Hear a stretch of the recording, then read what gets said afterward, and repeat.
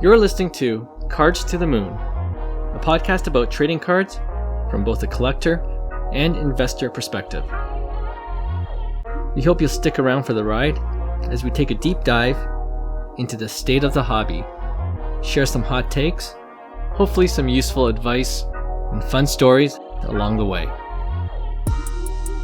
Hey guys, welcome back to Cards to the Moon. This is episode 359, and my name is Clark from 5cardguys.com. And you can also find me at 5cardguys on social media, including Instagram, YouTube, Facebook, and on TikTok.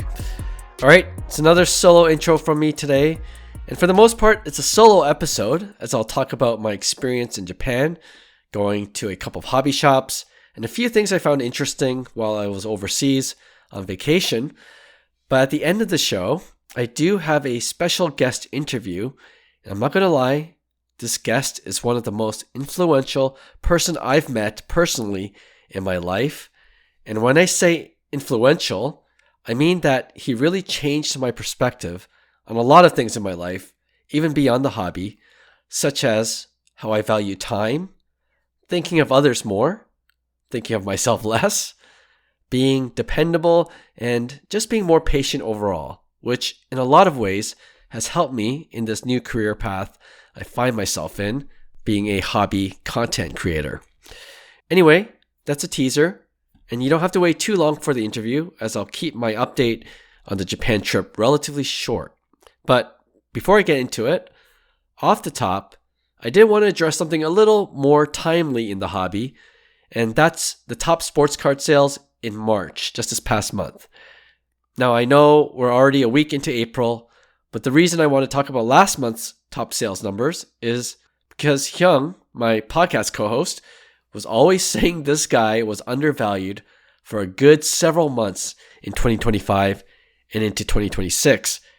And if you're a loyal listener of the pod, you know the guy I'm talking about is Aaron Judge. Hyung always chose his pick one with a couple of Aaron Judge cards, and perhaps now the value of his cards are finally getting some much warranted attention.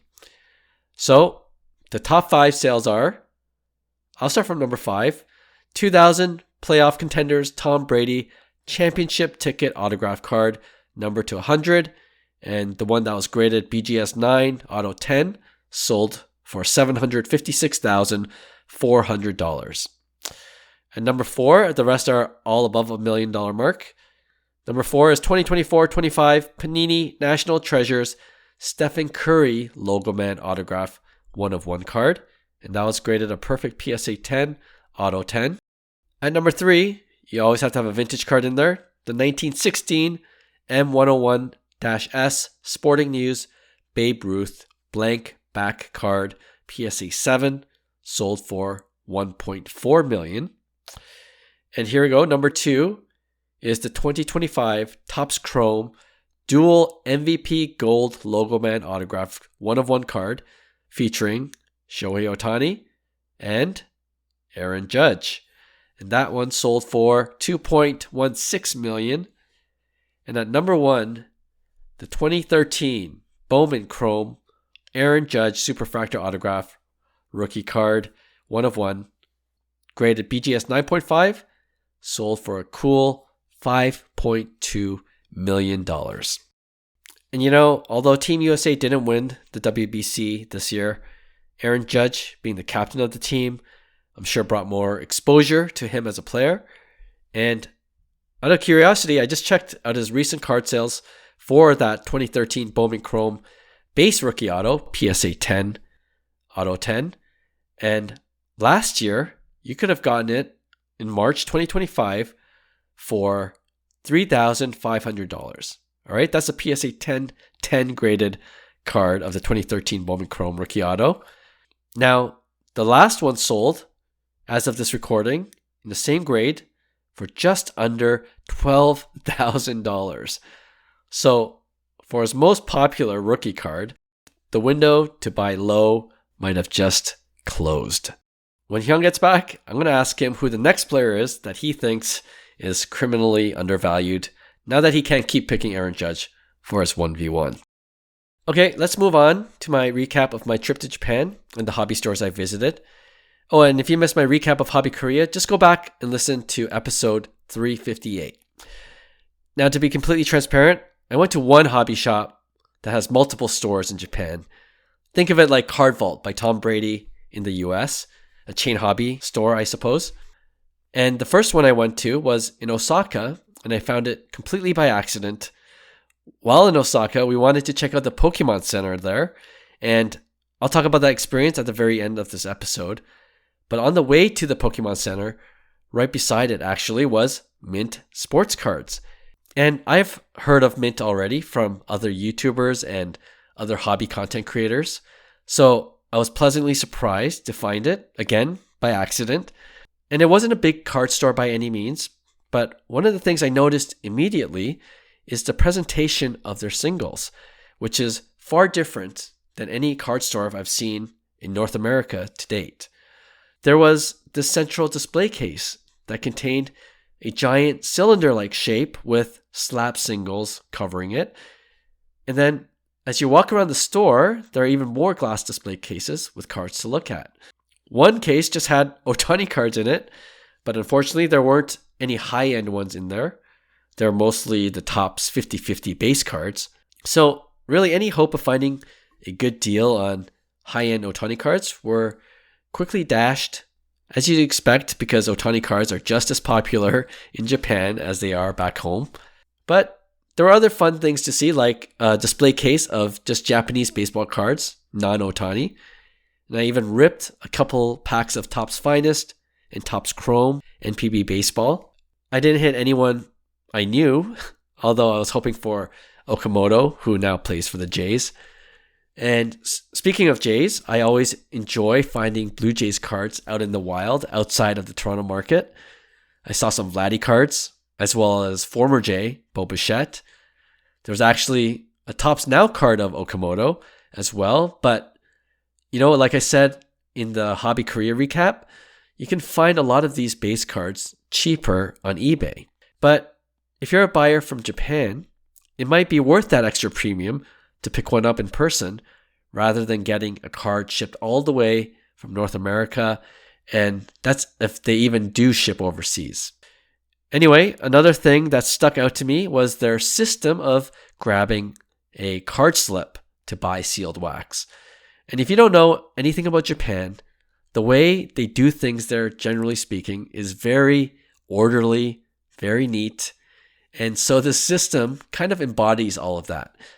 You grab a little slip, stand in line, give it to the cashier, and he brings it out to you in a nice, orderly fashion. All right, the next Mint sports card store was at a different location in Osaka. And again, I found it by accident. It was the last day we were in Osaka, I remember, and we wanted to get some last-minute shopping in, mostly for the kids. So we went to a place called Kittyland, and in the same complex, there was another Mint store. My wife actually found it first, and she told me later that she saw a display case with some Topps products. And I immediately said, where? And then I told her to give me half an hour if she could. I brought my youngest with me, and he was all into the Pokemon cards that were on display. I personally was looking for a nice Okamoto card, which I didn't end up finding, but I bought a cool card with the Oryx Buffaloes logo on it, which is the home team, I believe, for Osaka. And the reason why I bought it was because on our first day in Osaka, we actually got tickets to a preseason game, the team that Yoshinobu Yamamoto once pitched for. And yeah, I just love seeing baseball games abroad. And in both Japan and Korea, it's just really a fun experience. The crowd is into it. The food is great and affordable. Much different vibe than the games I've seen in Toronto or even in the States, which, don't get me wrong, going to any ball game live is a thrill for me. Anyway, I love the card I picked up for the equivalent of $2 US, just as a nice souvenir for me personally. Oh, one more thing that I noticed at this particular location was that there was a separate room to rip your packs or boxes open. Kind of like a small classroom, but I'm sure much appreciated for all the content creators out there. All right, The last mint sports card store we went to was in Tokyo. And this one, okay, I had a hard time finding. In general, I had a hard time finding a lot of places in Tokyo. A quick aside, my wife and I were looking for one of those souffle pancake restaurants, and we were using Google Maps, and it said we were in the right area. But a lot of these places, it's not on the first floor. So you got to read the address carefully, as many are either on the upper floors of buildings, like the first mint sports card store right beside the Pokemon Center I talked about earlier. That was on the 9th floor. And some are actually in the basement, which makes sense if you think about it. As a country like Japan, geographically isn't that large. So having all these businesses in a dense city like Tokyo, you got to build on top of one another, so to speak. Anyway, we ended up giving up on finding that souffle pancake place, as it was in the basement of one of the 4 buildings we were near. And you know what? It turned out okay because we found another pastry place that was absolutely delicious. Okay, so going back to the last mint store that we visited, I knew it was in the basement because I checked the address, and it was a basement of a very busy department store. And a lot of these department stores in Japan, I find, are where the food court is. So this one I went to was no different. There were a lot of food options, and I started to question whether I was in the right building again. But sure enough, in the corner of the basement of this department store, beside all the food places, was another mint store. This one was even smaller than the other 2 I went to, but similar atmosphere, similar look to the place, nice display cases. You find those slips to purchase sealed wax, and a few tables even available to rip open your boxes. I didn't spend too much time in that one in particular, but I ended up buying essentially an MLB repack they offered. And since on that day I remember it being opening week of MLB, I thought I could spend 2,500 yen, or about $15 US, for one repack, which consisted of 2 2026 Top Series 1 baseball packs, 1 2025 Top Stadium Club pack, and 1 numbered parallel card. I won't tell you what it is, but I'll put up an IG reel to show you what I hit. But let's say repacks, whether you're in Japan or back in North America, it's always a gamble. But overall, similar to what I said about Hobby Korea, I love seeing sports card stores here in Japan thrive. You know, it's just another positive sign that the hobby is indeed growing around the world. I said this to my wife, but I'm hoping to make a trip to Asia, and in particular to Korea, where my family is from, a little more regularly if possible. And I hope in general, as the hobby continues to grow internationally, we'll also see more hobby innovation and more hobby content from these parts of the world. Okay, that's a nice and quick recap. Hope you guys enjoyed that. And as I teased at the top, I wanted to talk a little bit more about my visit to the Pokemon centers while I was in Japan, but I thought it was well covered in my interview with a very special guest that I will play for you right now. Enjoy, and see you next week.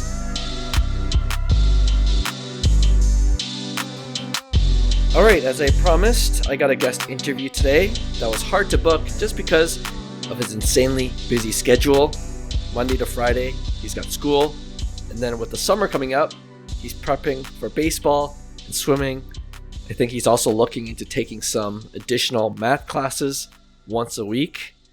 But he's also a collector of both sports cards and Pokemon cards, and he was actually with me on the most recent trip to Japan this past month. So without further ado, he is my soon-to-be 9-year-old son, Bennett. Welcome to the pod. Thank you. Okay, I know you're busy, so we'll keep this interview really short. But while I have you, my first question, how did you like the trip to Japan? I liked the trip a lot because of all the sites, shopping districts, and other highlights we got to see there. Yeah, we did a lot, right? Which cities? Do you remember which cities we went to in Japan? Went to Osaka and Tokyo, and also additional cities like Ueno, Shibuya, Shinjuku, and Ginza for all the entertainment. Yeah, those are like I guess, I don't know if they're cities, but they're neighborhoods. Yeah, neighborhoods to Yeah. those big cities. Yeah, so we did a lot, right?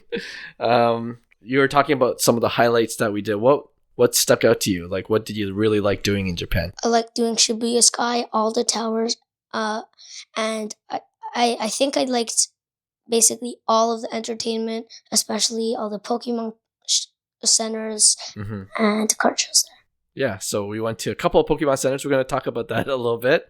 But did you like the food that we ate there? I like the food. Like, what was your favorite? It has to be the sushi or the curry. Yeah, the curry was really good. Mhm.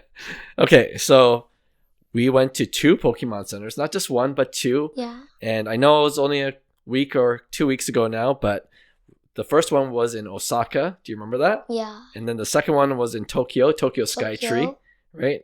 So the first one in Osaka, we had to go all the way up to the 9th floor Nice. of the department store. Do you remember that? Mm-hmm.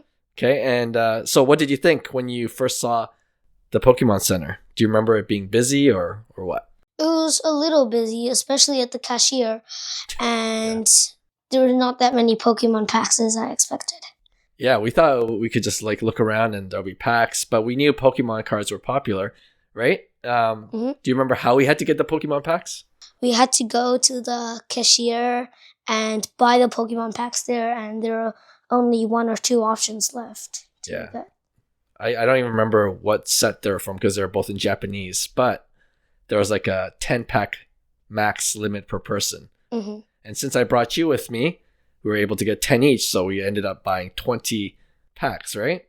Mm-hmm. And Roman, he also got an additional 10 your packs. little brother Roman. I think mommy went back and bought 10 more packs, so we had 30, and we ripped it all. So not in one night. We ripped it over like 2 or 3 nights. Did we hit anything big? The first set? The first set, we hit a bunch of $2 hits, but in the second set, we got this $400 Greninja card EX that is very hard to pull, and it's the top chase of the set. That's right. That's the one we got from the packs we bought Spinning at. Ninja. Yeah, but we bought those packs in Tokyo Tokyo. Sky Tree Pokemon Yeah. Center. Yeah, that was kind of cool, right? Yeah, you're right. Before then, we were just hitting $1, $2 full art cards, and all of them were like, I guess, base, right? Base cards. So, about the Greninja, what do you think we should do with it? We should either keep it in our display collection, Yeah. Or sell it. But most likely, I would like to keep it in our display collection because it's like a souvenir from Japan because it's one of the top chase cards. And Yeah, it's a good memory. Yeah, How about if someone offered $1,000 for it? I would definitely sell it. You think we should grade it? Depends on the condition. I didn't look at the back yet, but if it looks good, I think we should grade it. And I don't know the prices for a PSA 9 or 8. They could be lower than the raw card. Yeah, that's right. We should do our research. Mm-hmm. Yeah, good idea. We also bought some packs of MPB, Japanese Topps baseball cards, which we ripped at the hotel. Yeah. But I don't know. I don't think we knew any of those Japanese players, right? Oh, yeah. Do you know any Japanese players? Japanese baseball or soccer, because one was accidentally soccer. I know. I put that up on my IG reel, and we were like, what the? When we realized it was a soccer pack. But in terms of the Japanese baseball player, yeah, Japanese baseball players. Who do you know any in the Major League Baseball right now? Yamamoto, Mm-hmm. I think. Yeah. I think it's Shohei. Oh yeah, Shohei for sure. Shohei. And Probably the best player in the league right now. probably. Okay, I don't want to talk too much about Shohei. You know why? Because do you remember Game 7 Oh, of the yeah. World Series? Yeah. I let you stay up really late for that. Yeah. It's like the whole game. And it was, how did you feel after that game? I felt devastated because, Because they lost. It was we're so close to winning the World Series, right? yeah. And then they just won 2 games in a row to win it all. I know. So close. But how do you feel about the Toronto Blue Jays this year? good and bad because we got Dylan C's and other people are back on the team. Mm-hmm. But I feel bad because Boba Fett was the person who hit that 3-run home run. I know. And now he got traded to the New York Mets. But we got Okamoto. We were talking about Japanese players before, right? So and he's doing okay. So I think I'm excited about the Toronto Blue Jays. And we'll definitely go to a game later this year, okay? Yeah, definitely. Okay, again, I know you're busy, Bennett, so you got to practice piano soon, and it's almost lunchtime. But one more question. Which sports card and which Pokemon card is your favorite right now that you own? My favorite sports card that I own is probably the William Nylander rookie auto card. Mm-hmm. It's only, I think, Out of 25? 25 in the world. Yep. And it was his rookie year. Yeah. And Why do you like that card? I like that card because it was autographed. It's his rookie year, and I actually fist bumped him in a real life game. Yeah, that was kind of cool. And how about your favorite Pokemon card right now? It has to be the Pikachu Jungle First Edition. I like the First Edition cards, and this one is one of our rarest cards, and it's also PSA 10. So, can I give honorable mention? Sure. For an honorable mention, I like, for a card I fully own, it has to be the Mew Tag 10. I got to pull it in the set Crown Zenith because there's a lot of high pull rates, and right now it's about $220. Yeah, that's a cool card. That's a nice hit. Yeah. All right, Bennett, thank you so much, and I hope to talk to you in the future, okay? Okay, you're welcome. Hey, thanks for listening to Cards to the Moon. We'd really appreciate you subscribing to our podcast wherever you listen to your podcasts. And you can also connect with each of us on Instagram at 5cardguys, or you can follow Hyung at Integrity Sports Cards, or John at TradeU at Recess. You can also check us out at 5cardguys.com. Thanks again, and hope to connect soon.